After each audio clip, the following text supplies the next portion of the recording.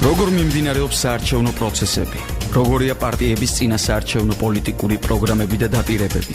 როგორია გენდერული თანასწორობის საკითხები პოლიტიკურ პარტიებში? ქალთა პოლიტიკური აქტივიზმი. ეს და სხვა თემები გადაცემათა ციკლში გენდერი და არჩევნები. ქეთევან ბერძენიშვილთან ერთად. გადაცემები მზადდება ამერიკის შეერთებული შტატების განვითარების სააგენტოს და საარჩევნო სისტემების საერთაშორისო ფონდის მიერ. გადაცემებში გამოთქმული მოსაზრებები შესაძლოა არ გამოხატავდეს IFES-ის USAID-ისა და ამერიკის შეერთებული შტატების მთავრობის შეხედულებებს.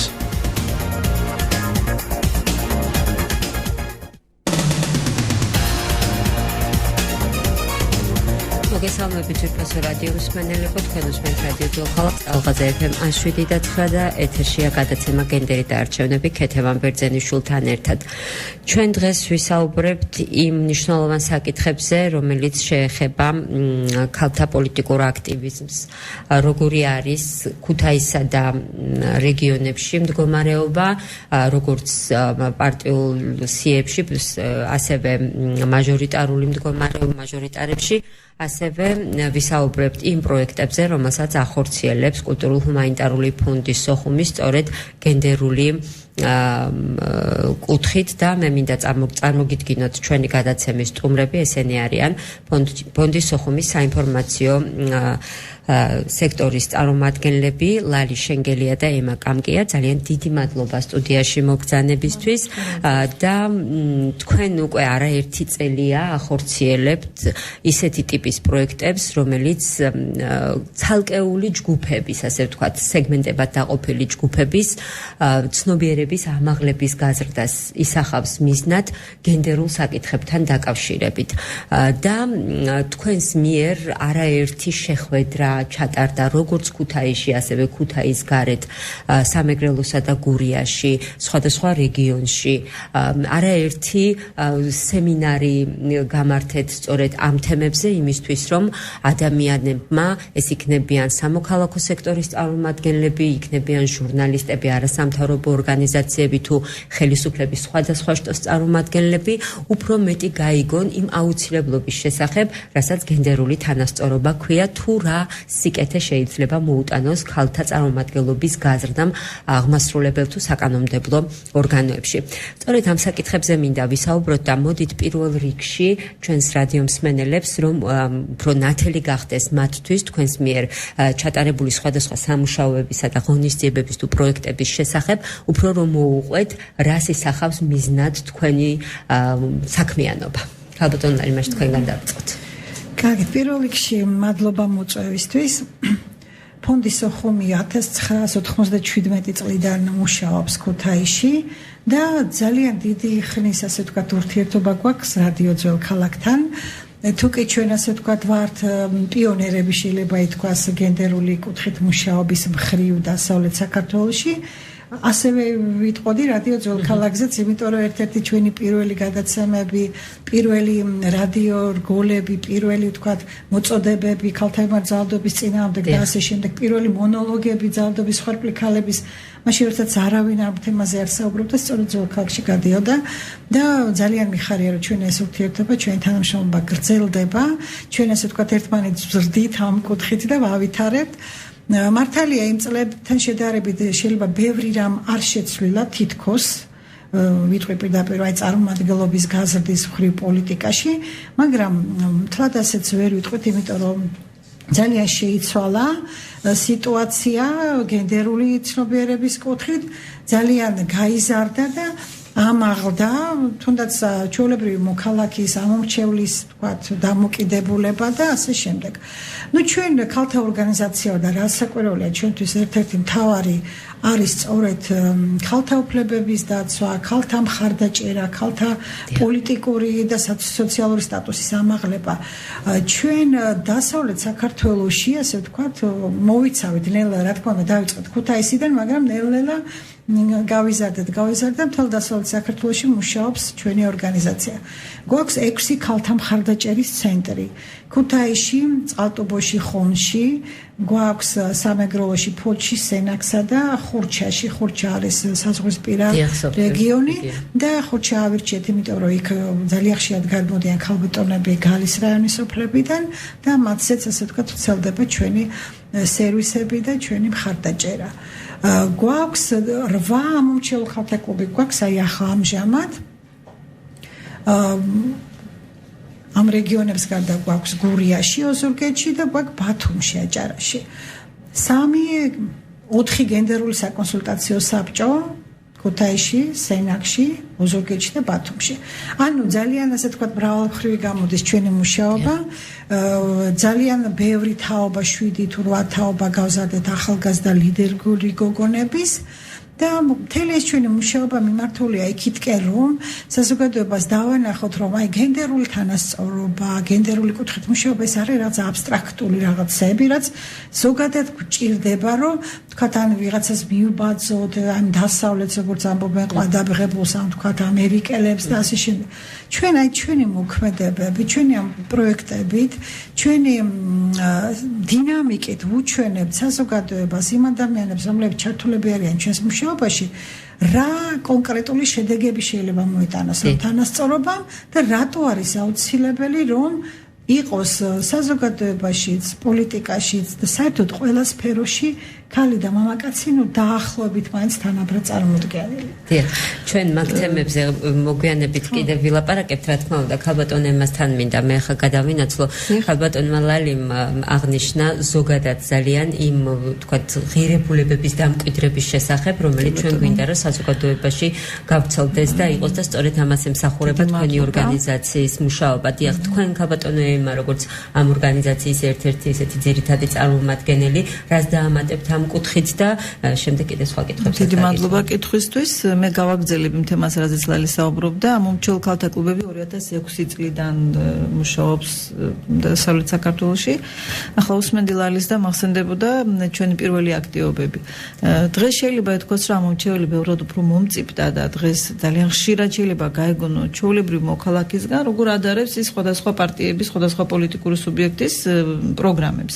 და მე მახსოვს ალბათ ლალისაც გაახსენდება ის პერიოდი, როდესაც ჩვენ გადავწყვეტეთ პოლიტიკური სუბიექტების პროგრამების გამოცემა, გზამკვლევი გამოვცეთ ერთ-ერთი საპარლამენტო არჩევნების წინ და უნდა გითხრათ, გაგვიჭირდა ამ პროგრამების მოპოვება, იმიტომ რომ ზოგიერთს არც ქონდა, არ დავასახელება ხა თქვენის მიმართით და ზოგიერთმა ესე ვთქვათ გამოგვიგზავნა ფაქსით. რამდენიმე სახლაც არის. დიახ, გამოგვიგზავნა ფაქსით, მახსოვს როგორ ესე ვთქვათ სასწრაფო წესით ავკრიბეთ შემდეგ ეს ელექტრონული ვერსიით და რაღაც როგორც დამატება ესე შევიტანეთ იმ ძირითად ესე ვთქვათ გამოცემაში. ანუ მის თქმა მინდა რომ მაშინ როდესაც ჯერ კიდევ არ იყო ხოშად რო ვთქვათ მოდაში შედარება პოლიტიკური სუბიექტების პროგრამებისა, ამომრჩეველ ქალთა კლუბები უკვე ამკვიდრებდნენ კანდიდატის, შემდგარი დეპუტატის ანგარიშვალდებულების ღირებულებებს. ანუ ისინი წინასწარ ხვდებოდნენ მაჟორიტარობის კანდიდატებს, ისმენდნენ მათგან რის გაკეთებას აპირებდნენ ისინი ქალებისთვის და ზოგადად მოქალაქეთა ჯგუფების კეთილდღეობის გაუმჯობესებისთვის და შემდეგ საპარლამენტო არჩევნების შემდეგ არ წყვეტდნენ ისინი საქმიანობას, ისინი ძალიან ხშირად ადგილობრივ თუ ესე ვთქვათ ცენტრალურ უფრო ჭირდა და დღესაც ჭირს, ჩემზე კარგად მოგეხსენებათ, მაგრამ ვისთანაც ვახერხებდით კომუნიკაციას განსაკუთრებით ადგილობრივ დონეზე, ანგარიშვალდებულების ხარისხი მოსახლეობასთან შეხვედრა, პროგრამების ასე ვთქვათ განხორციელებული დაპირებების მონიტორინგი ხორციელდებოდა. რა თქმა უნდა, ნიჰილიზმი დროთა განმავლობაში იზრდება ამომრჩეველში და მე არ ვიცი, მართლა გითხრათ ექსპერტი არა ვარ ამ საკითხში, მაგრამ ძალიან გამიხარდება თუ ეს არჩევნები იქნება მაღალი სამოქალაქო აქტივობით. მე ვთვლი რომ ნებისმიერ შემთხვევაში მოქალაქეებმა თავისი პოზიცია უნდა დააფიქსირონ, როგორიც არ უნდა იყოს ის, მაგრამ ყოველ შემთხვევაში ის რომ ამომრჩეველი ბევრად უფრო მომწიფდა და ბევრად უფრო მზად არის იმისთვის რომ ანგარიშვალდებული გახადოს ის, ვინც აპირებს ხელისუფლებაში მოსვლას, ეს თვალსაჩინოა.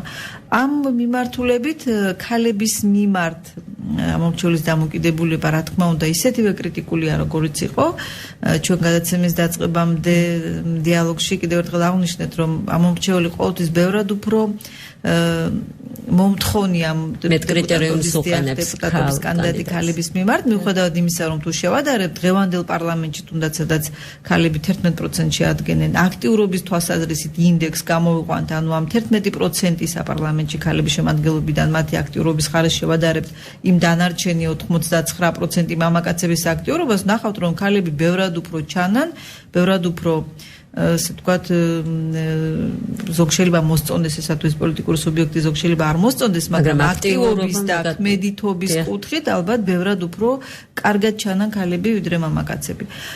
აქედან გამომდინარე, ძალიან მიხარია, რომ მიუხედავად იმისა, რომ ნაკლებად, მაგრამ დეპუტატობის მაჟორიტარ კანდიდატებადაც ისეთი ქალებია დასახელებული, ვინც არ არის მარტო რაოდენობისთვის, რაოდენობრივად წინა საპარლამენტო არჩევნებზე უფრო მეტი იყვნენ და რაც უფრო დაბალი რეიტინგი ჰქონდა პოლიტიკურ პარტიას, გვახსოვს, რომ მით უფრო მეტი ქალი კანდიდატი ყავდა. კი, მაგრამ გააჩნია სიებში სატყავდა ისინი განთავსებული, ხო? მაჟორიტარებზე ვამბობ. და მე ძალიან მიხარია, რომ მაჟორიტარობის კანდიდატებში ვხედავ ქალბატონებს, ვინც არ ყავთ მხოლოდ რაოდენობისთვის და იმისთვის, რომ რა დასამალია პოლიტიკურ ასე ვთქვათ, ველი ცოტა ჭრელია და ხშირ შემთხვევაში გარიგებებს აქვთ ადგილი. ანუ მე წამოვაყენებ ამ ოლქში კანდიდატს, რომელიც ვიცი, რომ იმ ოლქში მე მაინც აგებული მაგ და შეიძლება ქალი კანდიდატი დავაყენო, იმიტომ რომ მაინც აგებული მაგ და ბარი ქალმა წააგოს. ანუ ეს პრაქტიკა სამწუხაროდ ჯერჯერობით ალბათ ბოლომდე არ არის მოკვეთილი, მაგრამ მე ვხედავ, რომ იმ ოლქებშიც და იმ საარჩევნო რეგიონებშიც, სადაც პარტია, ესა თუ ის პარტია არ მინდა ამწუთას მოდი პერსონებს ვერც გავაკეთებთ არ გვაძლევს ფორმატი ამის საშუალებას. მე ვხედავ, რომ იქაც სადაც პარტია გეგმავს, რომ უნდა მოიგოს, მათ ყავთ ქალი კანდიდატები წარმოდგენილი და ძალიან მიხარია ეს ნდობა. რაც შეეხება გენდერულ საბჭოებს, რომელზეც გავატონავალი მისაუბრა, მე ძალიან ბედნიერი ვარ, რომ გენდერული საბჭოს ორი წარმომადგენელი საპარლამენტო არჩევნებში იღებს, ეს არის ბათუმში, რომელთაც ჩვენს გარეშეც საკმაოდ კარგი ბექგრაუნდი ჰქონდათ პოლიტიკაში და არასამთავრობო სექტორში, ქალბატონი ნინო კატალაშვილი და ქალბატონი ნინო ბერაძე. მე დარწმუნებული ვარ, რომ მათ ასე ვთქვათ, ამორჩეული აუცილებლად გამოუცხადებს ნდობას. ეს არ ნიშნავს, რომ ისინი აუცილებლად მოხვდებიან პარლამენტში, მაგრამ ყოველ შემთხვევაში ის, რომ მათ მიმართ მოსახლეობაში არის დამოკიდებულება იქნება, ჩვენ უკვე ვიცით, იმიტომ რომ ჩვენ გვინახავს მათი მუშაობა და უშუალოდ ქალაქის ბათუმის ამორჩელებთან. ქალბატონო, დიდი მადლობა ქალბატონმა ლალიმ, როდესაც შესავალ სიტყვაში საუბრობდა, ძალიან კარგ ასე ვთქვათ, პროექტზე გაამახვილა ყურადღება, ეს არის ლიდერ გოგონათა სკოლა, რომელიც უკვე რამდენიმე თაობა გაზარდა, ხო, როგორც თქვენ ბრძანეთ, ქალბატონო ლალი. რა აქტივობებს, ანუ რა არის მისი საქმიანობის ძირითადი მისია, მიზანი და ვთქვათ, ისახავს თუ არა მიზნად იგივე ამ გოგონების როგორც პოლიტიკური აქტივისტების გაზრდას. ლიდერ გოგონათა სკოლის მთავარი დანიშნულება უფრო სხვა იყო, უფრო სამშვიდობო კუთხით იყო ეს და უფრო იყო ძირითადი, ასე ვთქვათ, დევნილ გოგონებთან იყო მუშაობა, იმიტომ რომ ის თაობა, აი წლების წინანდელი თაობა შედარებით, ასე ვთქვათ, პასიური იყო ლიდერ გოგონების, დევნილი გოგონების და ჩვენი პროექტებით ჩვენ გადავწყვეტეთ მათი ასე ვთქვათ გაზრდა, მათი ლიდერული თვისებების ჩამოყალიბება. ეს პროექტი 6 რეგიონში მოქმედებდა დასავლეთ საქართველოს და სხვათა შორის ძალიან დიდი ასე ვთქვათ ცვლილებები მივიღეთ. ეს იყო ესეთი ტრენინგების კურსი, ეს იყო ძალიან კარგი მუშაობა იმ ხრივ გოგონები სწავლობდნენ, ну არა ვთქვათ ტრენინგებს გადიოდნენ, არამედ სწავლობდნენ როგორც ჩაეტარებინათ კვლევა, როგორც ჩაეტარებინათ ვთქვათ სხვადასხვა აქტივობა, თვითონ წერდნენ მინი პროექტებს, რომელსაც ჩვენ ვფინანსებდით და თავიანთ რეგიონებში შემდეგ ატარებდნენ სხვადასხვა მუშაობას, აქტიურად ერთვებოდნენ აქციებში. და ის გოგონები შემდეგ აი ჩვენ ვთქვათ 1 წლიანი, 2 წლიანი მუშაობის შემდეგ ხედავდით ვთქვათ პირველად მოსული მოკრძალებული ჩუმი გოგონები როგორ იქცეოდნენ ლიდერებად. და მე სულ ვამბობ და ძალიან მიყვარს ეს პროექტი და ვამბობ რომ ეს იყო ეს არის არაჩვეულებრივი იმ კუთხით რომ ადამიანებში, ახალგაზრდებში გააღვიძო პოტენციალი, მას იმიტომ რომ ამოუწურავი რესურსი აქვთ ახალგაზრდებთ, მათი ინიციატივები ეს ყველაფერი გამოიყენოს სასიკეთოდ. რა თქმა უნდა ეს პოლიტიკური ვთქვათ მიზანი მას არ ქონია, მაგრამ ამ გოგონები ძალიან დიდი უმეტესობა საკმაოდ კარგი, ასე ვთქვათ, კარგ სამსახურებში მოეწყო და ცოტა სხვა სტილის ადამიანებად იქცნენ. ვთქვათ, ვიდრე იყვნენ. თუ შეგიძლიათ რაღაცაი კონკრეტული მაგალითი რომ მოიყვანოთ, კარგ სამსახურებში მოეწყოთ, ანუ რას გულისხმობს ამაში ეს თანამდებობრივად რა? თანამდებობრივად ახლა ისინი ისეთ ასაკში არ არიან ჯერჯერობით, რომ ესე ძალიან დიდი თანამდებობები, მაგრამ ყოველ შემთხვევაში, როდესაც ისინი ვთქვათ სამსახურებში ვაკანსიებზე აძლევდნენ ხოლმე ვთქვათ განაცხადს და თავიანთ ლიდერულ თვისებებს, რაღაც სამოტივაციო დასაუბრებაზეც ჩანდა მათი განსაკუთრებული დამოკიდებულება და მათი თქვათ ასე პოზიცია გასაუბრებაშიც განსხვავებულები იყვნენ და თითქმის ყველა კონკურსოდ გადიოდა. ამასაც ვასწავლეთ, როგორი უფრო პრეზენტაბილურები ყოფილიყვნენ, როგორ უნდა წარმოიჩინა თავიანთი შესაძლებლობები. შეიქმნა ახალგაზრდა გოგონათა ქსელი დასავლეთ საქართველოს მასშტაბით, ისინი ერთმანეთს უზიარებდნენ თავიანთ ასე თქვათ ცოდნას და დიოდნენ ერთმანეთის რეგიონებში. ძალიან ბევრი ქუთაისში ცხოვრები გოგონა თქვათ ხურჩაში წავიყვანეთ, კოქში წავიყვანეთ, საერთოდ არ ქონდათ ნანახი თქვათ ეს სამეგრელოს ეს რეგიონები. ერთი სიტყვით ამ პროექტმა ძალიან ბევრი კარგი საქმე გააკეთა. ახლა ამჟამად არა გვაქვს ეს პროექტი სამწუხაროდ, მაგრამ ყალიან გოგონები, რომლებთან დღემდე თანამშრომლობთ და ისინი ასე თქვა ჩვენი აქტიური ბაზაა, ჩვენი ეს პროექტი პირველი იყო ლიდერ გოგონათა სკოლა, მეორე დემოკრატიის სკოლა, რომელიც უფრო მაღალი საფეხური იყო, ანუ უფრო პოლიტიკური განათლების ხელშეწყობისკენ იყო. ვთქვათ, მიმართული, ისინი თვითმმართველობის პრინციპებს სწავლობდნენ, ძალიან ხშირად ჰქონდათ ტრენინგები თვითონ თვითმმართველობაში, ზოგადად ადგილობრივ პოლიტიკას, ასე ვთქვათ, რას ნიშნავს ადგილობრივი პოლიტიკა და დაუშვათ ადგილობრივ კომპეტენციას მიკუთვნებული საკითხები ან დელეგირებული უფლებამოსილება და ასე შემდეგ. ანუ ამ პროგრამის მიზანი იყო სწორედ ამ გოგონებში ლიდერულ თვისებების აღზრდა, მათი სამოქალაქო პოლიტიკური განათლების ხელშეწყობა, რადგანაც ჩვენ თვლით, რომ პოლიტიკოსი ქალები უნდა გაიზარდონ ეტაპობრივად და როდესაც თქვა შემთხვევითი ქალები ხვდებიან იგივე მაჟორიტარობის კანდიდატებად ან იგივე პარტიულ სიებში, ამორჩეულსა ყოველთვის ამის მიმართ პროტესტი. თვითონ კვოტირების საკითხიც ძალიან ხშირად იმიტომ არის ალბათ კრიტიკის საგანი, რომ ადამიანები თვლიან, რომ ეს არის მექანიკური თავისმოხვევა ქალების კრიტიკული რაოდენობისა დაუშვათ იგივე პარლამენტში ან თვითმმართველობაში. და ამ დროს ვამბობთ, რომ კვოტა არის წამალი, რომელსაც აქვს გვერდითი მოვლენებიც, მაგრამ როგორც ყველა წამალი, ასე თქვა დანიშნულებისამებრ უნდა მოვიხმაროთ, თუ გვინდა რომ რაღაცისგან გამჯასახდეთ და გავთავისუფლდეთ. ამიტომ ეს საკითხიც ხო, აი ამომრჩეველი ცოტა მიეჩვევა კრიტიკულად შეხედოს როგორც ქალ კანდიდატს, ასევე კაც კანდიდატს, მაშინ უფრო უკეთესი იქნება ალბათ ის ხო, დონე, რომელსაც ჩვენ მივიღებთ პარლამენტში საბოლოო ჯამში. ჩვენ საუბრობდით ხო აი ამ ქუთაისა და დასავლეთ საქართველოს სხვა რეგიონებში არსებულ იმ უბრალოდ თქვენს მიერ განხორციელებულ აქტივობებზე.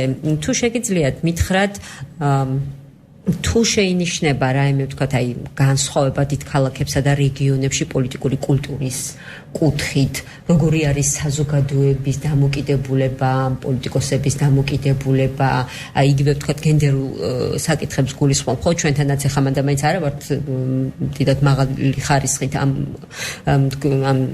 ეტაპზე, მაგრამ აი თუ არის ვთქვათ ამ კუთხით განსხვავებები. იქნება იქ უკეთესი მდგომარეობა და რადგან შედარებით პატარა რეგიონებია, მაინც უფრო ყველა ერთმანეთს იცნობს და სამოქალაქო კულტურის და თუნდაც აქტივობის კუთხით მეტყვი რომ რეგიონებში უკეთესი მდგომარეობა. უკეთესი მდგომარეობა მედიის აქტიურობის კუთხით. აი მე ვიტყოდი რომ აი რეგიონული ჟურნალისტიკა ბევრად უფრო წინ არის წასული ცენტრალურთან შედარებით. თუნდაც ქუთაისში აი ოზურგეთში და ჩვენ მუშაობთ ხო ეს წამყვანი მედია საშუალებები ბევრად უფრო სოციალურად ორიენტირებული არიან, ბევრად უფრო გენდერულად სენსიტიურები არიან, ვიდრე ცენტრალური გადაცემები თქვა. და ის ცენტრალური გადაცემები, ასე თქვა, აი აქტუალურ პრობლემებზე დიახ ამ შოუებს ვერ გაცდა, მაშინ როდესაც ჩვენთან ჩვენს მედია საშუალებებში ხდება ანალიზი, ხდება თქვა რაღაცების დასაბუთება, არგუმენტების მოყვანა, კარგი მაგალითების მოხმობა და ასე შემდეგ. ბევრად უფრო მარტივია და ვთქვათ, მარტივია ხა შეიძლება ცოტა ისეთ სიტყვა, მაგრამ უფრო კარგია თანამშრომლობა ადგილობრივ თვითმმართველობებთანაც. ჩვენ ყველა რეგიონში, ყველა ქალაქში სადაც ვმუშაობთ, გვაქვს აქტიური თანამშრომლობა ადგილობრივ თვითმმართველობასთან. სხვათა შორის ევროპის ქვეყნებში როცა გვიწევს ხოლმე ყოფნა ადგილობრივ არასამთავრობო ორგანიზაციებს ყოველთვის უკვით, როგორ ვახერხებთ ჩვენ თანამშრომლობას ასე ადგილობრივ თვითმმართველობებთან, იმიტომ რომ მათთან ასეთი კომუნიკაციის ხარისხი ცოტა დაბალია, როგორც ჩანს. ჩვენთან თავიდან ახლა რა თქმა უნდა ყოველთვის ძნელია პირველი ნაბიჯები, მაგრამ წლების განმავლობაში ეს ურთიერთობები ყალიბდება, იქცევა ტრადიცია და მიუხედავად იმისა, რომ თქვა იცვლებიან დეპუტატები, შეიძლება იცვლება სახელმწიფო პოლიტიკაც ხო გარკვეულწილად, მაგრამ ძირითადი ხაზი მაინც ხო ერთია და ძირითადად ეს თანამშრომლობა და ეს ტრადიცია მაინც გრძელდება. და არ არსებობს თქვათ ისეთი საკითხები, რომლის გადაწყვეტაც არ შეიძლებაოდეს თანამშრომლობის კუთხით. ყველაზე მე თვითონ ამ წლების მანძილზე შევნიშნე ის, რომ ადგილობრივ თვითმმართველობას მაგალითად არასამთავრობო ორგანიზაციები, ნორმალურად თქვათ მომუშავე აქტიური ორგანიზაციები უკვე არ მიაჩნია კონკურენტებად, თქვათ ჩასაფრებულებად, რომლებსაც თქვათ რაღაც ნაკლოვანებების აღმოჩენა.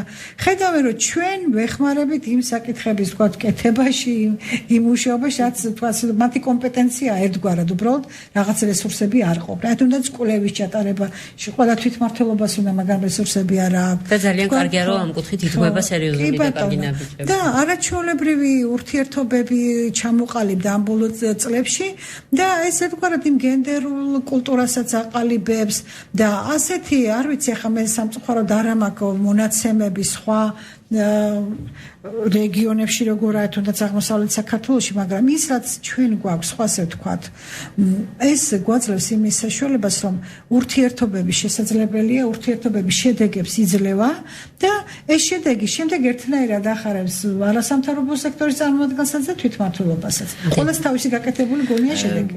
შეიძლება უნდა ვთქვათ ისიც, რომ სახელმწიფოს კურსი თვითონ გენდერული პოლიტიკის დანერგვისკენ რადიკალურად შეცვლილია წინა წლებთან შედარებით.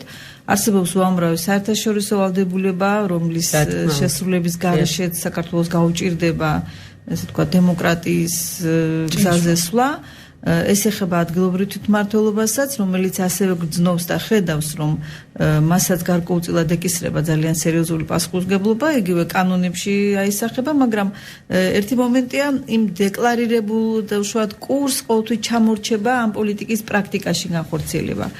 ჩვენ არასამთავრობო სექტორის როლს სწორედ ავხედავთ, რომ დავეხმაროთ სახელმწიფოს მის მიერ აღებული დეკლარირებული საერთაშორისო ვალდებულებები და საქართველოს კანონმდებლობით გათვალისწინებული საკითხების პრაქტიკაში დროულად განხორციელებაში.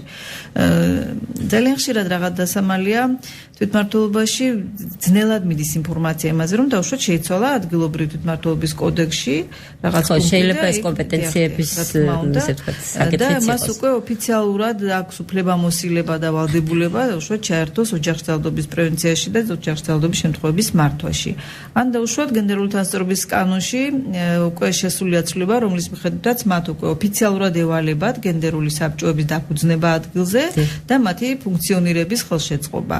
იგივე აისახა თვითმმართველობის კოდექსში. მე როგორც ვიცი, ახლა ქუთაისში ამ კუთხით უკვე ადგილობრივ თვითმმართველობაში. ამ კუთხით არასამთავრობოს როლი, რომ მათ გარკვეულწილად ხელი შეუწყონ ამ კანონმდებლობის გაშიფრვას და კარგი პრაქტიკული მაგალითებით ილუსტრირებას და უშუალოდ იგივე ჩვენი საბჭოების საქმიანობით, ეს არის სწორედ ის მისია, რომელზეც ლალი საუბრობდა, რომ ჩვენ ვცდილობთ დავეხმაროთ იმაში, რაც ისედაც სახელმწიფოს გასაკეთებელია, მაგრამ ვცდილობთ ეს გაკეთდეს უფრო დროულად, რათა მაქსიმალურად სწრაფად მოხდეს იმ საინტერესო და საჭირო ტენდენციების დამკვიდრება, რაც არის იგივე ბიუჯეტის სამართლიანად განაწილება, რასაც გენდერულ ბიუჯეტს ვეძახით. სწორედ მაგაზე მინდა ახლა მომდევნო კითხვა დაგისვათ და უფრო ესე ვთქვათ სიღრმისეულად მინდა თქვენ რომ ჩვენს მსმენელებს გააცნოთ. აი ზუსტად გენდერული საკონსულტაციო საბჭო, რომელიც არსებობს თქვენს მიერ ჩამოყალიბებული და შექმნილი ფონდის სოხუმის გულისხმობ რა თქმა უნდა, ესე ვთქვათ ძალიან კარგად დაეხმარა ადგილობრივ თვითმმართველობას ბიუჯეტირების საკითხში, რომ ყოფილიყო ზუსტად გათვლილი, ვთქვათ, გენდერული ასპექტები ბიუჯეტის შედგენისას. Რაღაცა ამალია ის, რომ ვთქვათ, ხელისუფლების წარმომადგენლებმაც ბევრმა ძალიან არ იცოდა, რას ნიშნავდა გენდერული ბიუჯეტი და სწორედ მაშინ გახდა მათთვის ცნობილი თუ რა იგულისხმებოდა ამ სიტყვების მიღმა.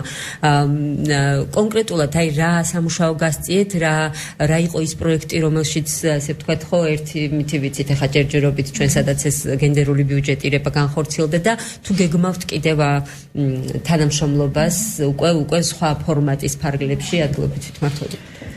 გენდერული საკონსულტაციო საბჭოები მე ვიტყოდი ჩვენ მიერ განხორციელებული ერთ-ერთი საუკეთესო პროექტია, სამწლიანი პროექტი და საბჭოები შეიქმნა 4 ქალაქში: ქუთაისში, სენაკში, ოზურგეთსა და ბათუმში. რა თქმა უნდა, ყველგან სხვადასხვა ასე ვთქვათ ტრადიციები ქონდა თანამშრომლობის მეტნაკლები ხარისხით, მაგრამ ყველგან ერთნაირი წარმატებით შევძალეთ მუშაობის წარმართვა. ყველაზე მთავარი, რასაც ამბობდით ზუსტად, რომ მათთვის ზოგმა არც იცოდა რა არის გენდერული ბიუჯეტი.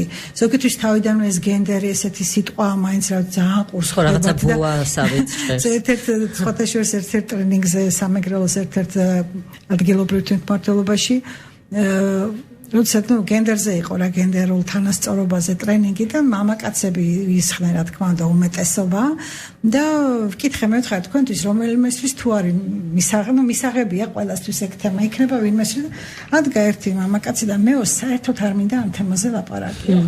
ძალიან მომწონს მე ვთქვა თქვენი გულწრფელობა და ვკითხე რატომ და რაღაცა ესეთი არგუმენტები მომიყვანა რომ ეს გენდერი არა ისეთი გაგებით როგორც რაღაცა ცოტა უფრო ტრანსგენდერული რაღაცნაირები და ასე შემდეგ და მე ვთხარი ძალიან კარგია რომ ეს თქვენ თქვით და შემდეგ რა თქმა უნდა ავაგეთ ამაზე საუბარი. ანუ რაღაცები გვეშლება საზოგადოებაში არ არის ეს გასაკვირი, იმიტომ რომ ინფორმაცია ყველა სხვადასხვანაირი გვაქვს, მაგრამ შემდეგ როდესაც ვუხსნით, ვესაუბრებით, რაღაც ფაქტები მოყვას, არგუმენტირებულად ვასაბუთებთ, ყველა ხვდება, ნუ ესო მართლა ასე რომ უკეთესიაო, რა თქმა უნდა ასე საჭიროა. თუნდაც გენდერულ ბიუჯეტზე იყო ძალიან ბევრი ასე თქვა წინააღმდეგობა, რომ ეს ეგონათ რომ გენდერი ბიუჯეტი ქალებისთვის ცალკე და მამაკაცებისთვის ცალკე და ამასაც დაჭირდა გარკვეული მუშაობა, რომ გენდერული ბიუჯეტი ნიშნავს ძალიან მარტივად რომ თქვა ყველასთვის თანაბარ თქვა ხელმისაწვდომო. იმიტომ რომ საზოგადოება შედგება, ხო? ხო, ისევე როგორც ოჯახში და ხშირად ვეუბნები ხოლმე ესე როცა საუბრობთ ესეთ თვითმმართველობის წარმომადგენლებს ტრენინგებზე, რომ აი სამი შვილი მყავს მაგალითად და სამივეს ერთნაირად რომ გაუნაწილოთ, ხო? ოჯახის ბიუჯეტიდან სარგებელი, ხო? ხარ შეიძლება ყველაფერი ერთ შულს გაუკეთო, ერთ ჩააცო, ერთი გაუშვა დასასრულებლად, დანარჩენი ორი საერთოდ აღარ მიხედო, ხო? ან თუნდაც ის რომ ქალებს თქვა ოჯახის წევრ გოგონებს უფრო მეტი საჭიროებები აქვთ, თუნდაც რა ვიცი, აქსესუარები, რაღაცები, ხო? და მამაკაც შეიძლება იმდენი არ სჭირდებოდეს და ეს რაღაცებს რო უხსნე, შემდეგ ძალიან გადული გასაგებია, მაგრამ თეორიულად ძალიან ბევრი რამ გაიგეს და ჩვენს სხვათა შორის ჩვენს მათთან ერთად სწავლობდით იმიტომ რომ არ არსებობს სხვათა შორის არ არსებობს გენდერული ბიუჯეტის ასე ვთქვათ ანალიზის მეთოდიკა. ესეთი ჩამოყალიბებული როგორი მეთოდები შეიძლება შეფასდეს. შეიძლება ითქვას რომ ჩვენმა ასე ვთქვათ მეგობრებმა ჩვენ საბჭოს წევრებმა გააკეთეს ეს მეთოდოლოგია, კვლევის მეთოდოლოგია შეიმუშავეს როგორ შეიძლება გენდერული საჭიროებების შეფასება. და ჩვენ ყოველთვის მიჩვეულები ვართ რომ რაღაცები სულ ზემოდან მოდის ხოლმე დირექტივები და როგორ განაწილდეს და ეს იყო ასე ვთქვათ, პირველი შეიძლება არა, მაგრამ ცეთი ძალიან მნიშვნელოვანი შემთხვევა, როდესაც დავიწყეთ ამ 4 ქალაქში ადგილობრივი საჭიროებების შეფასება.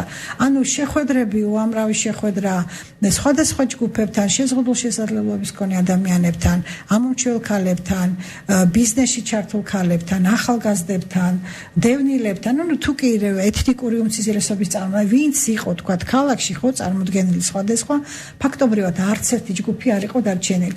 ყველა სხვადასხვა საჭიროება ჰქონდა. და ამ საჭიროებების შემდეგ ძალიან კარგი რეკომენდაციები გაკეთდა. ემა იყო ერთ-ერთი თქვათ ავტორი ამ კვლევების, ამ ანალიზების არაჩვეულებრივი. მე ვიტყოდი ძალიან ბევრ სოციოლოგს შეშურდება ის რუდუნება და ის რომ აი გაკეთდა მართლა არაჩვეულებრივი შეფასებები ამ საჭიროებების 4-ვე ქალაქში დაიდო ძალიან კარგი რეკომენდაციები. ეს 2014 წელს 15-16-ში და ეგრევე საბჭოებმა წარუდგინეს ადგილობრივი თვითმმართველობა. ძალიან ბევრი რეკომენდაცია აისახა, ძალიან ბევრი არც ეგონათ რომ ეს საჭიროება არსებობდა მუნიციპალიტეტში და ნელ-ნელა ასეთი ადგილობრივი გენდერული პოლიტიკაც ჩამოყალიბდა. კი ბატონო, ქალბატონო ემა, რადგან თქვენ ესე ვთქვათ შეასრულეთ ძალიან დიდი და მნიშვნელოვანი ესე ვთქვათ მომისწილი სამუშაო, აი ქუთაისის მაგალითზე რო ვთქვათ, რა იყო ყველაზე მნიშვნელოვანი საჭიროებები ამ თემატურ ჯგუფებთან შეხვედრის დროს რა გამოიკვეთა და რა სიტყვით ზოგადად ვისაუბრებთ თუ გვაქვს საშუალება და დრო და შემდეგ ქუთაისზე გეტყვით. ძალიან ხშირად, როდესაც ვიწყებთ საუბარს გენდერულ ბიუჯეტზე, გვესმის გაღიზიანებული, ვთქვათ, პასუხი რომ აი რა არის ეს გენდერული ბიუჯეტი. როდესაც ვეუბნებით რომ ეს არის გენდერული მიმართულებები, განათლება, სოციალური დატვირთვების დაცვა და შემდეგ ვეუბნებით რომ ეს ხო ისედაც აქვს ბიუჯეტში გათვალისწინებული. შემდეგ ვხსნით რომ გენდერული ბიუჯეტი ნიშნავს გენდერულ ანალიზს. გენდერული ანალიზი ნიშნავს იმას რომ ბიუჯეტის დაგეგმვის, შესრულების და ანგარიშგების პროცესში ვცდილობთ გავითვალისწინოთ საზოგადოების ყველა ჯგუფის საჭიროებები. ამისათვის საჭიროა ამ საჭიროებების კვლევა და ანალიზი, ანუ რომელ ჯგუფს რა საჭიროება გააჩნია. ამისათვის საჭიროა გენდერული სტატისტიკა, რომელიც ჩვენ აღმოვაჩინეთ, რომ არ არსებობს ადგილობრივ დონეზე არანაირი სტატისტიკა. არის საქსტატის მონაცემები და როდესაც ვეკითხებით, რომ აი თქვენ რომ ამბობთ, რომ რა სტატისტიკაზე გვესაუბრებით, რამდენია თქვენ და ბუნებრივი მატების მაჩვენებელი, ანუ რამდენი ბავშვი დაიბადა ამ წელს თქვენს მუნიციპალიტეტში, რამდენი იყო მკვდრად შეობადობის მაგალითი, რამდენი მეძური დედა დაიღუპა სიტყვაზე, როგორია ზოგადად დემოგრაფიული სურათი, ანუ ხო არ უსწრებს სიკვდილიანობა და უშუალოდ ესე ვთქვათ შობადობას და უშუალოდ რამდენმა დაამთავრა სკოლა წელს, რამდენი ჩაირიცხა, ზოგადად რამდენია თქვენთან და უშუალოდ სოციალური დახმარებების მიმღები, იციან ზოგადი რაოდენობა, მაგრამ არ იციან და უშუალოდ მუნიციპალიტეტში სოფლების მიხედვით. და ასე შემდეგ, ანუ აღმოჩნდა, რომ არანაირი სტატისტიკა ადგილობრივი ადგილებზე არ აქვს და ყველა ერთმანეთს აბრალებს, რომ აი საფინანსო ამბობს, რომ ეს უნდა მისცენ და უშუალოდ სოციალური სამსახური ამბობს, რომ აი იმ განყოფილებას უფრო მეტი სპეციალისტი ყავს ვიღაც ხელში იშორ სოფლის წვნებულებისაკენ და შემდეგ თანხმდებიან იმაზე, რომ ნებისმიერი ადგილობრივი სტატისტიკა მუნიციპალიტეტში, სადაც შეიძლება იყოს 1000 ოჯახი, 500 ან თუნდაც 1500, ძალიან ადვილი მოსაპოვებელია, ელემენტარულად ამას უნდა პოლიტიკური ნება. და ის რომ საჭიროებათა ანალიზი ნიშნავს სიტყვაზე, რამდენი ბავშვი დაგრჩა წელს საბავშვო ბაღის გარეშე. ეს ნიშნავს იმას, რომ ამდენმა დედამ ვერ შეძლო თავისი, ესე ვთქვათ, ეკონომიკური შრომითი და ასე შემდეგ პოტენციალის რეალიზება და თუნდაც ოჯახის ბიუჯეტისთვის რაღაც ხელით წაკვრა, ხომ? ანუ არის ელემენტარული საკითხები, რომელსაც თუ არ შეხვდეთ გენდერული პრიზმით და გენდერულად სენსიტიური კუთხით, ძალიან შორიდან ჩანს, ძალიან ბუნდოვანია და რეალურ საჭიროებებს ფაქტურად ვერ ხედავთ. გარწმუნებთ, რომ ნებისმიერ თვითმმართველობაში, როდესაც კარგად ხდება ამ საკითხების, ესე ვთქვათ, მიწოდება და ახსნა, აბსოლუტური გაგება არის იმისა, რომ ეს ყველაფერი საჭიროა. არც ერთი მუნიციპალიტეტი არ გეტყვით, რომ აი მას არ სჭირდება ეს სტატისტიკური მონაცემები, უბრალოდ მათ არ იციან, როგორ უნდა გააკეთონ ეს და ძალიან მარტივად იქვე თანხმდებიან, რომ აი შეიძლება დააბვალო გამგებლი წარმოადგენელს ან მერიის წარმოადგენელს მუნიციპალიტეტებში და ასე შემდეგ და ასე შემდეგ. რაც შეეხება ქუთაისის საჭიროებებს, აქ ძალიან კარგად იმუშავა ქუთაისის გენდერული საბჭოს გუნდმა, რა თქმა უნდა გამოიკვეთა მარტოხელამშობლების საჭიროებები, ახალგაზრდების საჭიროებები ძალიან სერიოზულად, იგივე სტაჟირების აუცილებლობა, არა ისეთ სტაჟირების, რომელიც წინა წლების მანძილზე გქონდა, რომელიც მათ პროფესიულად ზრდის არანაირ საშუალებას არ აძლევდა, არამედ სტაჟირებისა, რომელიც მათ პროფესიულად გაზრდის და ასევე კონკრეტულ ცოდნას მისცემს. ამ საჭიროებათა კვლევის დროს გამოვკვეთდი, არ შემიძლია ეს რომ არ თქვა, დაუშვათ შეშემოპირთა საჭიროებები, როდესაც მათ თქვეს, რომ აი მათ არ აქვს ქალაქში ავტოსკოლა, რომლითაც ისინი შეძლებენ შეიძინონ ის უნარები, რაც ავტომობილის მართვა სჭირდება. თურმე არც ერთ ავტოსკოლაში არ არის სპეციალიზირებული ავტომობილი, არც სპეციალიზირებული პედაგოგი. ამას სჭირდება ერთი პატარა პროექტი, უბრალოდ პოლიტიკური ნება, და ახლა მე ჩვენ რამდენი ხანია რომ ესე ვთქვათ ვეძებთ და უშუალოდ როგორ შეიძლება ამის რეალიზება. თუნდაც თვითმმართველობის ბიუჯეტითაც შეიძლება ამის განხორციელება, ეს არ არის რაღაც დიდ თანხებთან დაკავშირებული. სიმართლე გითხრათ, აი ლალი ამბობდა, რომ ჩვენც ბევრ რაღაცას ვსწავლობთ, მე ჩემი თავი მეგონა ძალიან სენსიტიური ადამიანი და მე რაც უფრო უფრო დრო გადის, მით უფრო და უფრო კომპლექსი მიჩნდება და სირცხვილის გრძნობა მიჩნდება იმის გამო, რომ ჩვენ საზოგადოებაში არ ჩანან ეს ადამიანები. აი ვინც საზღვარგარეთ არის, ძალიან ხშირად ამბობს ხოლმე, რომ აი მეგონა რომ უიმე რამდენი შეზღუდული შესაძლებლობების მქონე ადამიანი ყოფილა აქ. და შემდეგ აღმოვაჩინე რომ თურმე ამ ადამიანებს შეუძლიათ ქუჩაში გამოსვლა, რესტორანში ადაპტაცია და ასე შემდეგ, ანუ აბსოლუტურად ყველაფერი ადაპტირებული არის იმისათვის რომ მათ თავი გრძნოს სრულფასოვან ადამიანებად. ახლა ქუჩაში რომ დავდივარ სიმართლე გითხრათ, აი ყველაფერს უყურებ იმის თვალით მიდის თუ არა დაუშვათ ამ მაღაზიამდე პანდუსი და ეს პანდუსი ხო არ არის 85 გრადუსის ან 150 გრადუსის დახრეთ რომ კისერი მოიტეხოს იქ დაუშვათ ეტლით ქალმა ან ჩვენთან მარტო მოვალეობის მოხდის მიზნით ვაკეთებენ მაგ პანდუსებს. ეს არის და ამას თვითმმართველობაც აღიარებს, ასე რომ საჭიროებების კვლევამ უბრალოდ დაამთავრებად გამოკვეთა მართლაც აი უზარმაზარი ზღვა საჭიროებები, რომელიც თუ სპეციალურად არ შეისწავლი და არ კითხე საზოგადოების სხვადასხვა ჯგუფს, არ ჩან შორიდან, იმიტომ რომ თვითმმართველობაში როდესაც ამბობენ რომ აი ჩვენ გვაქვს ინფორმაცია ყველაფერზე, იმიტომ რომ ჩვენთან მოდის ხალხი ითხოვს რაღაცას, მაგრამ ხომ არის ისეთი ხალხი, ვისაც არასოდეს არ მიუმართავს და მიდის მათ ზოგჯერ სოციალურ ტერორისტებსაც ეძახიან, შეუძლია ყველა განყოფილება მოიაროს და ყველგან რაღაც ითხოვოს, მაგრამ არის ადამიანები, რომლებიც რეალურად შეიძლება მოხვდნენ ამა თუ იმ პროგრამის ბენეფიციარად, მაგრამ მან ინფორმაცია არ აქვს, ან უბრალოდ ძალიან გაუბედავები არიან იმისათვის, რომ ან არის მით უბრალოდ რომ ეს ეკუთვნი და არც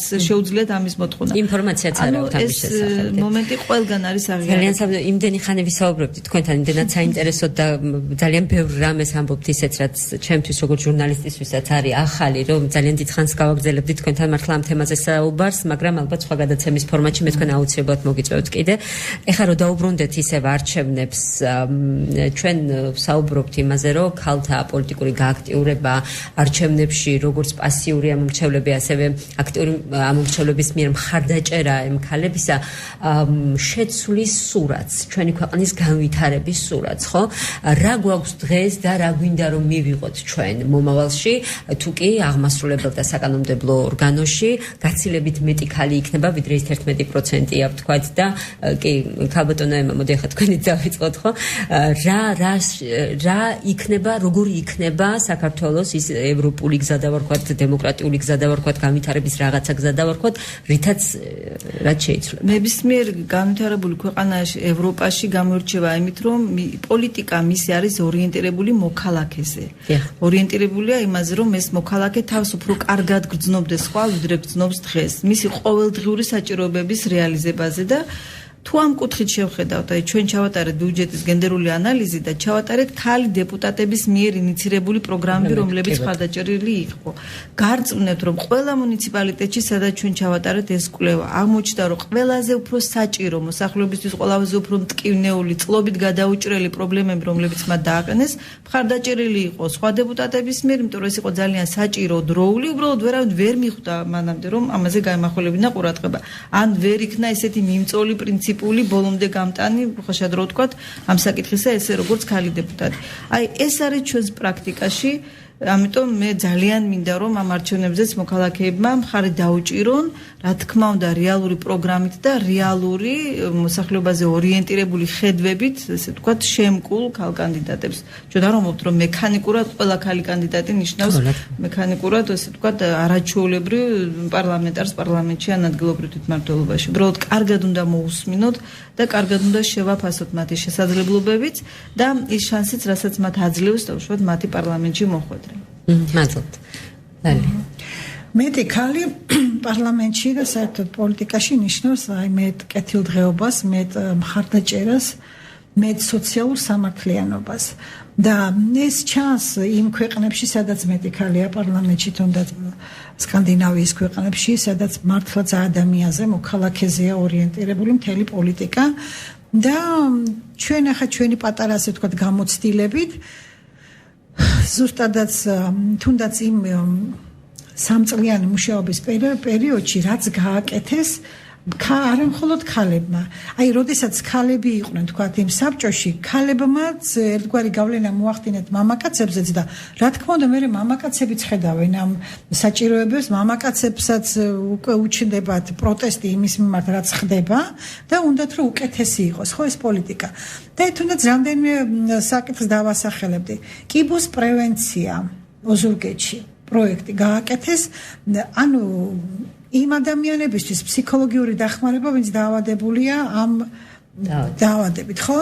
და პირველ 2 წელს გააკეთეს ეს და ეს იყო ასე ვთქვა ძალიან შოკის მომგვრელი პროექტი ოზურგეთისთვის და ახლა უკვე იბრძვიან რომ ქალაქში იყოს სკრინინგ ცენტრი. ანუ აი პრევენციულ ღონისძიებებზე. C-ჰეპატიტის პროგრამა არსებობს, მაგრამ რაღაც ადრეული დიაგნოსტიკისთვის რაღაც სახსრები მოიძიეს. ეს საუბარია პატარა ბიუჯეტებზე, რომელსაც ჩვენ წილ ბიუჯეტს ვეძახით, ეს საუბარია იმ ბიუჯეტებზე, რომელსაც თითქოს გასაქანი არ აქვს. არაფერი დამატებითი ბიუჯეტი არ დამატებიათ, რა თქმა უნდა, ამ ბოლო წლებში, მაგრამ იმ არსებული სახსრებით მათ შეძლეს რაღაც მიმართულებების შეცვლა. აი ამაზეა ლაპარაკი, რომ როდესაც ქალები მამაკაცებთან ერთად, რა თქმა უნდა, შეძლებენ იმ უფრო მნიშვნელოვანი საჭიროებების გამონახვას, მათითკენ მიმართვას ბიუჯეტური სახსრების და ყველა იგრძნობს ამა თუ იმ მუნიციპალიტეტში, რომ თვითონაც ამ ქალაქის მკვიდრია, რომ მასზეც ზრუნავს, ხო, მასზეც ზრუნავს საკრებულოს და ის ბიუჯეტი, რომელიც ყოველი ჩვენგანიდან მიდის, ხო, პრაქტიკულად, ჩვენამდეც მოდის. აი ქუთაისში მაგალითად საბავშვო ბაღების მშენებლობის დროს იყო ერთ-ერთი ვთქვათ მოთხოვნა და ძალიან დიდი მონიტორინგის შედეგი ჩვენი ქუთაისის საბჭოსი დაემატა მეორე ცვლა, ესეც გენდერული საბჭოს ასე ვთქვათ, ხო, სველი წერტილები, შევიდა კორექტივები მენიუში, რაღაცები ამოიღეს, რაღაცები დაამატეს, ანუ და ესეთ უფრო მზრუნვის პოლიტიკა წავიდა, ხო? ვთქვათ, აი ეს პანდუსები, რომელზეც ჩვენ ვამბობთ, ესეც ერთ-ერთი ვთქვათ ბიუჯეტის რების დროს მოხდა სახსრების გამოყოფა პანდუსებისთვის. ნახე როგორ გაკეთა სხვა ამავე, მაგრამ ყოველ შემთხვევაში გაკეთდა. და რა ვიცი, ხა ძალიან ბევრი საკითხი ისეთი, თუნდაც ხო, და რა თქმა უნდა, ქალაქი და რეგიონი, ესე ვთქვათ, მოკლე ანუ ზოგადი ქვეყნის განვითარების მოკლე მოდელი არის, ხო? პატარა მოდელი, რითაც შეიძლება შემდგომ უფრო ქალების და კაცების თანაბარი მონაწილეობის შედეგად განვითარდეს და გაკეთილშობილდეს, ასე ვთქვათ, ჩვენი ქვეყანაც საზოგადოებაც და ზოგადი მდგომარეობაც. ყველაზე მნიშვნელოვანი, რასაც გენდერული საბჭოები მისი დაარსების დღიდან უკეთებს, ვთქვათ, კამპანიის სახე აქვს ამას, რომ თვითმმართველობის პროგრამები გასცილდეს ერთჯერადად, აი მოკლევადიან ეფექტს და უფრო გრძელვადიან ეფექტზე, გრძელვადიან განვითარებაზე ორიენტირებული პროგრამები დაინებოს. ეს ძალიან ძნელია იმ პირობებში, როდესაც ჩვენს ქვეყანაში თვითმმართველობას დეცენტრალიზაციამდე ჯერ კიდევ ბევრი უკლია, მაგრამ ყოველ შემთხვევაში შესაბამისი პოლიტიკური ნების შემთხვევაში როგორც ძალიან მცირე საბიუჯეტო სახსრებით შეიძლება რაღაც გრძელვადიან განვითარებაზე ორიენტირებული სოციალური ინვესტიციების გაკეთება. რაც ახალგაზრდებს შეეხება, მე უბრალოდ ალბათ ცუდი იქნებოდა რომ და გამოგჩეს გენდერული საბჭოს ინიციატივა, რომელიც ოზურგეთში იქნა განხორციელებული, წარმატებული სტუდენტებისათვის, ანუ ეროვნული გამოცდილების წარმატებით ჩაბარა, ოზურგეთის მუნიციპალიტეტი გამოყოფს 3000 ლარს, წარმატებულ სკოლას წაახალისებს 1000 ლარით. ამ პროგრამას ყავდა ძალიან ბევრი მოწინააღმდეგე და იყო საუბარი იმაზე, რომ მომდევნო წელს ალბათ არ ჩაიდება, იმიტომ რომ ეს არ არის, ეს თქვა თვითმმართველობის ბიუჯეტის მიზნობრივი ხარჯვა. პრინციპში მათ აქვთ გარკვეულწილად სასკოლო განათლების და ახალგაზრდების წახალისების, მაგრამ მაინც განათლების სამინისტროს გარკვეულწილად ეს როგორც სოციალური ინვესტიცია და სოციალური პროგრამა კი მოიაზრება, მაგრამ ეტყობა მაინც რაღაც გაუბედაობამ ჭარბობდა და როდესაც ჩვენ გავაკეთეთ მონიტორინგი თვითმმართველობის პროგრამების, აღმოჩნდა რომ ეს იყო ყველაზე პოპულარული პროგრამა და ყველაზე ეფექტურად მიჩნეული პროგრამა მთელი თვითმმართველობის პროგრამებიდან. და მე დარწმუნებული ვარ ის, რომ მომდევნო წლის ბიუჯეტში ისევ იქნა ჩადებული, აი სწორედ მოსახლეობაში ჩატარებული გამოკვლევის და მოსახლეობისგან წამოსული დაკვეთის და ნების ასახვა იყო. ამიტომ თვითმმართველობა ზოგჯერ არაპოპულარული და ასე თქვა თამამი ნაბიჯების გადადგმაში ძალიან ეხმარება ჩართულობა, რასაც ჩვენი საბჭოები უწყობენ ხალხს და ზოგადად გენდერული პოლიტიკის ქვაკუთხედია და ძალიან ბევრი ინიციატივა, რომელიც შეიძლება თვითმმართველობას მოსწონდეს, მაგრამ ვერ ნერგავდეს, იმიტომ რომ არ არის მაინც და მაინც წახალისებული ჩვენთან დიდი ინიციატივები და ძალიან წინ გადადგმული ნაბიჯები და მეტი ჭრობები უხეშად რო თქვა თვითმმართველობაში, აქ ძალიან სერიოზულ როლს და თამაშობს იგივე მოსახლეობის დაკვეთა და აი სამოქალაქო ჯგუფების მხარდაჭერა, მათი მხრიდან ინიცირება რაღაცეების და მათი მხრიდან გამოცხადებული ნდობა. ამიტომ აი სწორედ იმ საბჭოების და ზოგადად გენდერული პოლიტიკის ერთ-ერთი მთავარი ღირებულება ის არის, რომ ის გულისხმობს პირველ რიგში ჩართულობას და სოციალურ სამართლიანობას და ცოტა უფრო გრძელვადიან განვითარებაზე ორიენტირებულ პროგრამებს და მიდგომებს. ძალიან დიდი მადლობა ეს საინტერესო საუბრისთვის, ინფორმაციების მოწოდებისთვის. მე ძალიან მინდა გისურვოთ თქვენ ყველა იმ პროექტის და კიდევ გექნებათ ახალი იდეები, გაგრძელება და ახლის შექმნა, რომელსაც თქვენ ახორციელებთ და თქვენ ინიციატივებით მე უკვე ხორციელდება არა მარტო ქუთაისში, არამედ დასავლეთ საქართველოს რამდენიმე რეგიონში და რაც ყველაზე და ასე მიმაჩნია, რომ ძალიან მნიშვნელოვანია, ეს არის გარკვეულწილად აი ამ პროექტებში ჩართული მოქალაქეების პასუხისმგებლობის გაზრდა იმ სახელმწიფოს მიმართ, რომელშიც ისინი ცხოვრობენ და ის რომ მარტო სახელმწიფო არ არის ვალდებული, რომ იზრუნოს შენზე, არამედ თითოეული ჩვენთაგანი ვალდებულია, ესე ვთქვათ, მოვთხოვოთ, ჩვენს ვიზრუნოთ და მერთობლივად ვაკეთოთ საქმეები და რა თქმა უნდა ეს უნდა იყოს ყველაფერი გენდერულ წრილში განხორციელებული. მე ჩვენს რადიო მსმენელებს შევახსენებ, რომ გადაცემის სტუმრები გახდნენ კულტურულ-ჰუმანიტარული ფონდი სოხუმის საინფორმაციო სექტორის წარმომადგენლები ლალი შენგელია და ემა კამკია. გადაცემას მე ქეთევან ბერძენიშვილი ვუძღვებოდი. მომდევნო 4 შაბათამდე გემშვიდობებით კარგად გრძანდებოდეთ. მადლობთ. როგორ მიმდინარეობს საარჩევნო პროცესები? როგორია პარტიების წინასაარჩევნო პოლიტიკური პროგრამები და დაპირებები? როგორია გენდერული თანასწორობის საკითხები პოლიტიკურ პარტიებში? ქალთა პოლიტიკური აქტივიზმი. ეს და სხვა თემები გადაცემათა ციკლში გენდერი და არჩევნები. ყოველ 4 შაბათს 18 საათზე რადიო ძველი ქალაქის ეთერში FM 107.9-ზე. ასევე გვისმინეთ ონლაინ www.radiodk.gr. გენდერი და არჩევნები. ქეთევან ბერძენიშვილთან ერთად.